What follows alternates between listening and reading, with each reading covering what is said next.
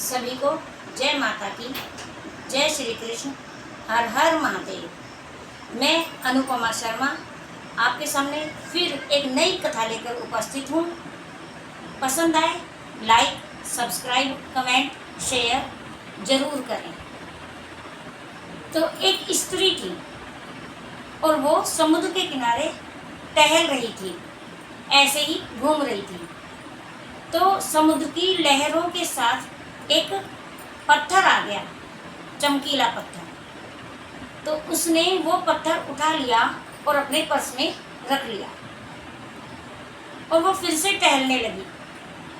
तो ये एक बुजुर्ग व्यक्ति देख रहा था। तो वो बुजुर्ग व्यक्ति उस स्त्री के पास गया और अपने दोनों हाथ फैलाकर बोला कि मैंने 4 दिन से कुछ भी नहीं खाया है, मुझे बहुत भूख लगी है, क्या आप मेरी कुछ मदद कर सकते हो? तो वो स्त्री अपने पर्स में कुछ खाने का सामान, बिस्किट वगैरह ढूंढने लगी। इतनी देर में उस स्त्री ने देखा कि उस बुजुर्ग व्यक्ति की नज़र उसके पर्स में रखे उस चमकीले पत्थर पर थी। उस स्त्री ने वो पत्थर निकाला जो समुद्र की लहरों के साथ आ गया था और वो उस व्यक्ति को दे दिया। उस व्यक्ति ने देखा कि वो एक पत्थर नहीं बल्कि बहुत बेशकीमती हीरा था।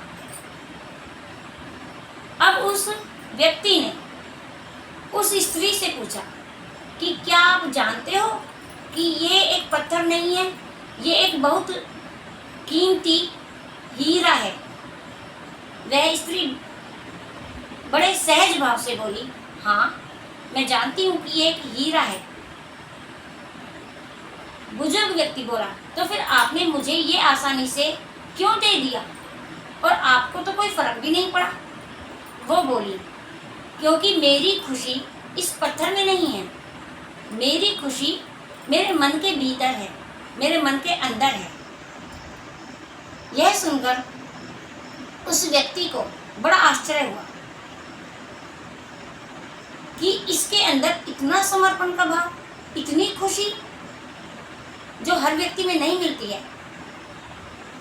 तो वो बुजुर्ग व्यक्ति उस पत्थर को वापस करते हुए बोला, उस हीरे को वापस करते हुए बोला, ये तुम रख लो और मुझे अपना समर्पण का भाव, संतोष का भाव दे दो। वो स्त्री मुस्कुराई और चल दी।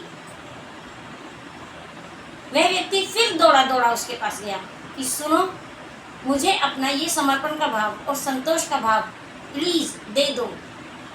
वह हंसते हुए बोली, यह मैं तुम्हें नहीं दे सकती, मैं तुम्हें हीरा दे सकती हूँ, परंतु समर्पण का भाव तुम्हारे खुद के अंदर है, उसे ढूंढो, उसे तलाश करो, वो हर व्यक्ति के अंदर है, बस ज़रूरत है तो उसको ढूंढने की।